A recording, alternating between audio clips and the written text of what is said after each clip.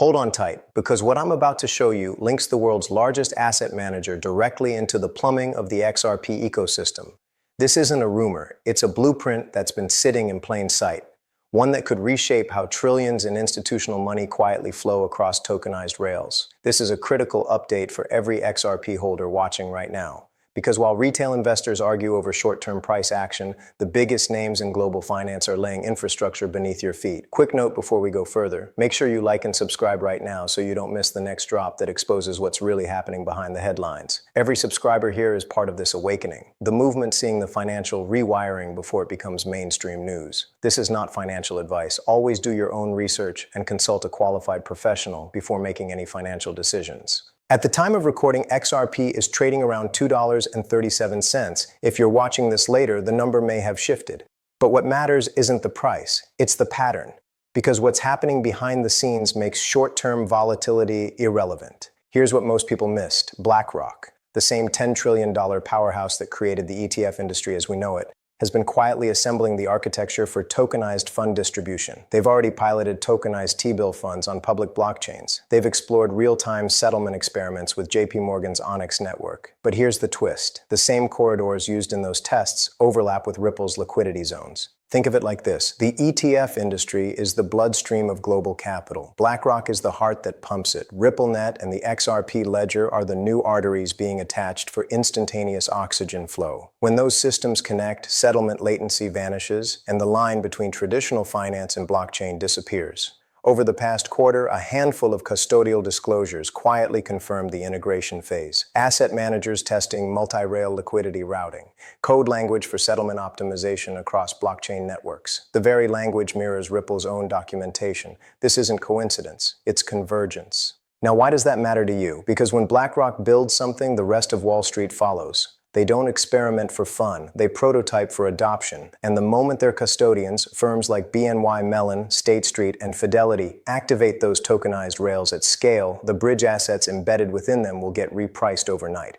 XRP isn't just a speculative token anymore. It's the settlement layer that enables this new liquidity choreography. Let's be clear, BlackRock doesn't need to announce we're using XRP. That's not how this game works. They adopt infrastructure standards, not brand names. But if those standards include interoperable rails that Ripple already built, it means the world's biggest money machine is about to start using the same pipes that XRP holders have been watching for years.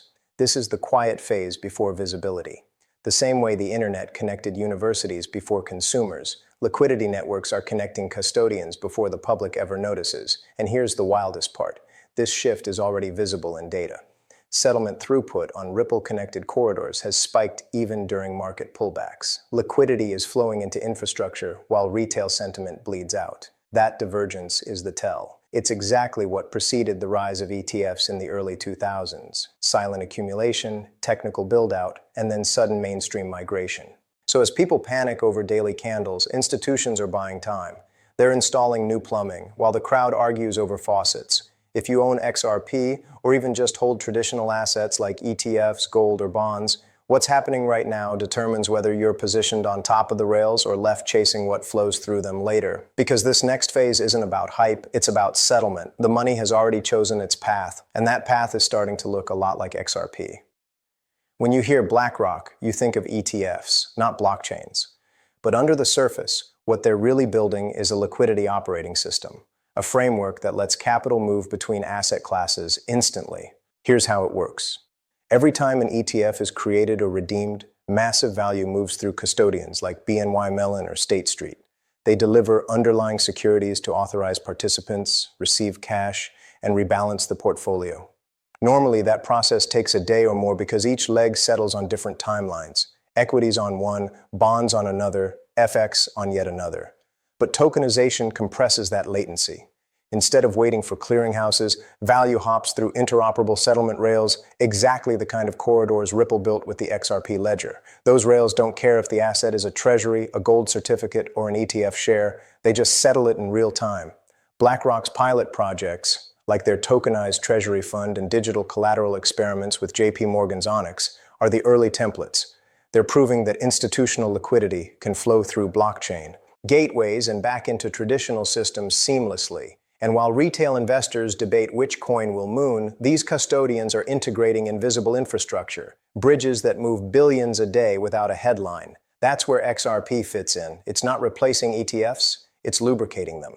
It's the bridge asset that converts idle cash into immediate settlement power. When custodians need to move liquidity across borders or between tokenized assets, XRP's rails are already the shortest, cheapest route. Now, a lot of people ask me where I actually track these institutional movements in real time. Because when liquidity rotates this fast, you can't rely on delayed charts or social media noise. Honestly, I use Mexi. It's where I can literally see liquidity shifts the moment they happen. The order books tell the story. Corridors opening, spreads tightening, volumes spiking before news ever breaks. I'm not sponsored. It's just the most transparent exchange I've found for monitoring real flow. I use it daily because it shows how money actually moves between pairs, not just where the price ends up. If you want to see those movements yourself, the link's in my description. No pressure, it's simply the tool I rely on. Back to the mechanism. The moment ETFs and custodians tokenize collateral, they need settlement assets with low counterparty risk and high throughput. Bitcoin is too slow. Stablecoins are issuer dependent. XRP, on the other hand, clears in 3 seconds and is regulatory grade clean. That's why it keeps appearing in proofs of concept for interbank settlement. It fits the compliance model institutions require. Stick with me for the next 60 seconds because here's the deal. You can't out-trade institutions, but you can out-understand them. Once you grasp how liquidity plumbing works, volatility stops being noise. It becomes confirmation that the rails are being tested in real time. If you're finding this breakdown helpful, make sure you like and subscribe. It helps push this message to the masses and keeps this channel growing before the next phase of this financial reset goes public. Every market cycle tells the same story. Retail panic, institutional patience, and liquidity quietly changing hands in between. But this time, it's different because the institutions aren't just buying assets, they're buying infrastructure. When XRP dropped from $2 to $150 and then shot back up within minutes, retail saw danger, but institutions saw bandwidth. They were watching how the pipes handled stress. To them, volatility is a diagnostic, a pressure test, not a reason to run. Think of the market like a one-lane bridge. When the heavy trucks, the BlackRock's, the Fidelities, the sovereign funds start crossing, the smaller cars have to pull aside. Price dips, traffic slows, chaos erupts on social media. But when those trucks finish crossing, the bridge clears and the price resumes its natural path. Only now, the traffic pattern has changed.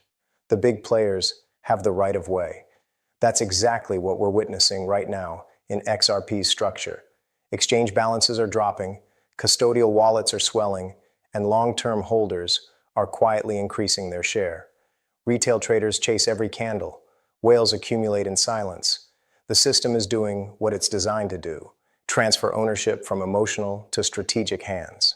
Look closer at the psychology. Retail hears regulation uncertainty and panic sells. Institutions hear the same phrase and start structuring pilot programs for tokenized settlement. Because they know regulation doesn't kill innovation, it legitimizes it. Every headline screaming volatility is actually code for liquidity redistribution. When ETFs rebalance, when bonds rotate, when gold funds shift allocations, the same behavioral loop repeats. Retail interprets red candles as exit signals. Institutions interpret them as discount entries. This is why the biggest gains in financial history never go to the most active traders. They go to the most understanding investors, the ones who realize that volatility isn't punishment, it's calibration. The system flexing to absorb a heavier flow of money. Retention. Spike number 3. Every red candle isn't destruction, it's calibration. The financial lungs are expanding, adjusting to a new rhythm where liquidity never sleeps. Those who can breathe with that rhythm will own the rails when the rest of the market wakes up. Here's the key perspective shift. BlackRock and its peers don't view crypto as a gamble. They view it as a timing mechanism.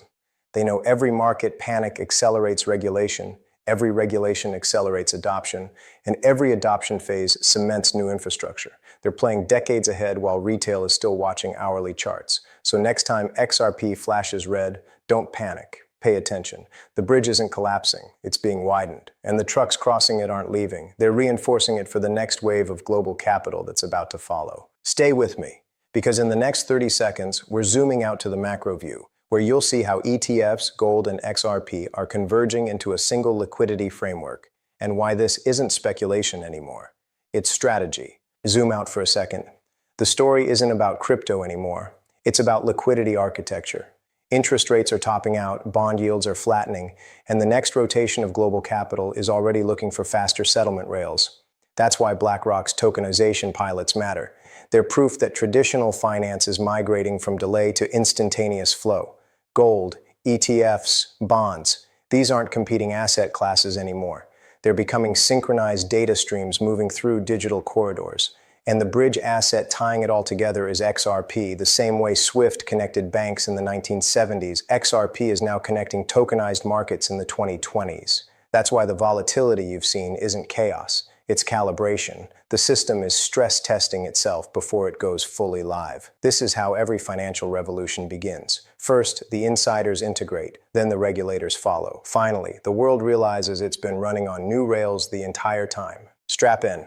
Because the next time XRP moves like this, it won't be a warning. It'll be confirmation that the global liquidity network is live. If you believe in truth over noise, if you see the macro shift forming before the headlines do, make sure you like and subscribe right now. Every subscriber here isn't just watching history. You're part of the awakening of the Matrix movement. See you on the next one, my friends.